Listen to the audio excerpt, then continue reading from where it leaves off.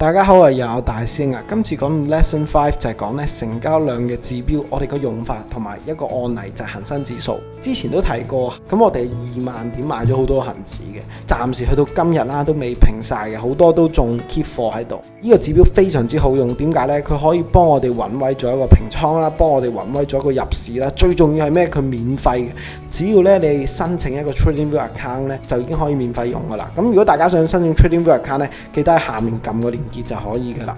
當初係點部署嘅呢？嗱，好多時候咧呢個指標呢，好多人唔識撳啦，其實喺側邊有得撳噶，叫做固定範圍成交量分佈圖。當你睇咗呢幅圖嘅時候呢，好多人犯嘅第一個錯呢，就係呢：打開幅圖，你哋就好容易呢，求其揾個頂，求其揾個底咁樣畫，咁就冇任何意義㗎。你睇下開翻大嘅話，你就睇唔到成幅圖㗎啦。你就會變到好似瞎子摸象咁，你摸呢個位去推測個市點升咁，冇意義㗎嘛。好啦，而家我哋要分析嘅一樣嘢就係到底恒生指數莊家喺邊度收貨？嗱，呢個係我哋第一個要部署。第二就係當我哋喺2萬點入咗之後，邊個位會有一個明顯嘅阻力？我哋要平一平倉。仲有就係有冇機會再衝穿個頂啦？咁呢個呢就好難分析㗎啦。咁我哋先分析第一樣嘢就係呢：上一次恒生指數莊家部署嘅地方喺邊先？首先呢，我哋要學習就係呢，由一個頂要拉到一個底，咁拉到呢，越多數據梗係越好啦。但我哋推測由依度先係啦，因為我哋喺呢個 area 買㗎嘛。咁我哋呢，就咁樣睇呢，其實已經好清晰見到呢，原來最多人買入嘅位置喺呢一度同呢一度。我就會呢一支筆嗰度撳呢個矩形。咁呢個矩形呢，畫咗之後呢，你就會見到好明顯一個收貨嘅區間啊！上一次收貨區間其實 around 咧就喺我收窄少少18000到16000點左右。咁呢個係好正常嘅 around 其實永遠都會有2000點嘅收貨距離嘅。咁咧再上一個區間就係我哋買入嘅區間啦，2萬點到18000點、19000點左右啦。咁其實因為佢有少少，始終有少少偏差值嘅。好啦，咁你好明顯見到咧，第一個 area 莊家收貨呢度，第二個 area 莊家收貨喺呢度。其實我哋有兩個方法嘅，一喺莊家買入嘅時候，我哋跟住買入；第二個方式，咁莊家買入之後，咁我哋點啊？我哋低個莊家先買入咯。咁不過呢，一般嚟講，我會建議你跟莊買入就算嘅。你低個莊家買入，其實你見到得幾日嘅啫，咁你都未必夠膽呢幾日大手買入嘅。所以我哋一般嚟講呢，每日低於2萬點，平均買入，平均買入，平均買入。同學有睇過我倉咧，就會比較清晰啲。我每日都係 average 平均買入嘅。咁其實平均買入唔重要，重點係你要知點解我哋要買入啫。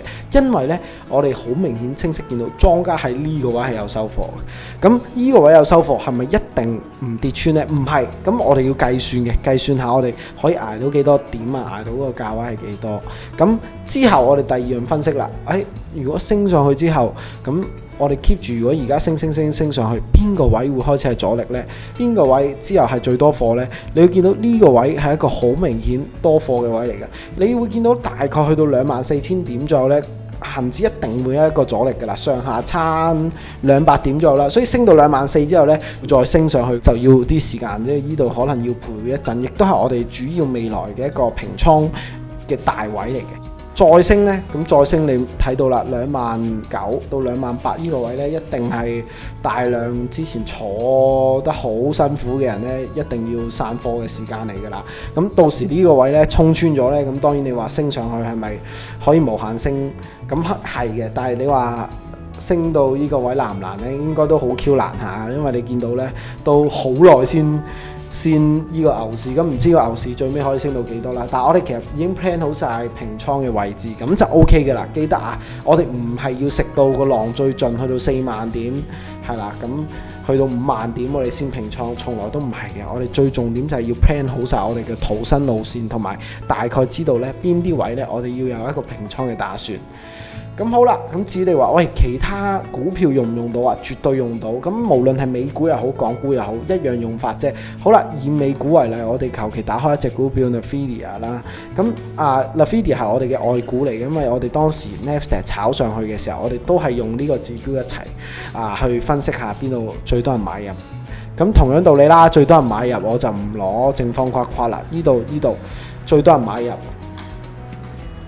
咁至於你話未來會升到邊嘅話，好啦，咁呢一度有一個阻力啦。咁你見到呢個阻力之後呢，佢徘徊咗一段時間，再升穿，再跌翻落嚟，再升穿，咁需要好一段時間嘅。大家要記得啊，因為之前你呢一度散咗一堆貨㗎，你呢一度升翻穿，接翻呢一堆人嘅貨㗎，其實真係要啲時間㗎。包括你話例如 Meta 其實一樣嘅啫，最多人收貨就係呢個 area 啦。呢個 area，咁好明顯呢個 area 咁最尾阻力喺 around 呢啲位，咁升穿咗啦，之後就繼續一路升啦。咁包括呢一度啦，你見到佢去到一個阻力區嘅時候咧，好明顯都需要一段時間先可以繼續升嘅。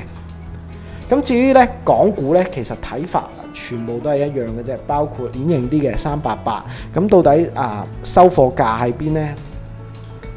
好，由高位拉到底位，咁收貨價咧呢度啦、呢度啦、呢度啦，呢3個都係典型嘅收貨位嚟嘅。咁收完貨啦，下一個阻力咪喺呢個位咯，呢個 area 400蚊左右，咁所以升到過去都要一段時間先可以 settle 嘅。好，3690啦，咁一樣啫。其實所有咧我哋用固定成交分佈咧，都可以好清楚咁睇到咧，佢其實嗰個收貨價啦、未來嗰個阻力啦，呢度咧都係一個阻力嚟。固定成交分佈咧，其實俾我哋揾到一個買入位啦，俾我哋分析到上面嘅蟹貨喺邊啦，俾我哋分析到我哋平倉嘅路線，例如大嘅貨位，我哋選擇咗一啲大注嘅平倉啦。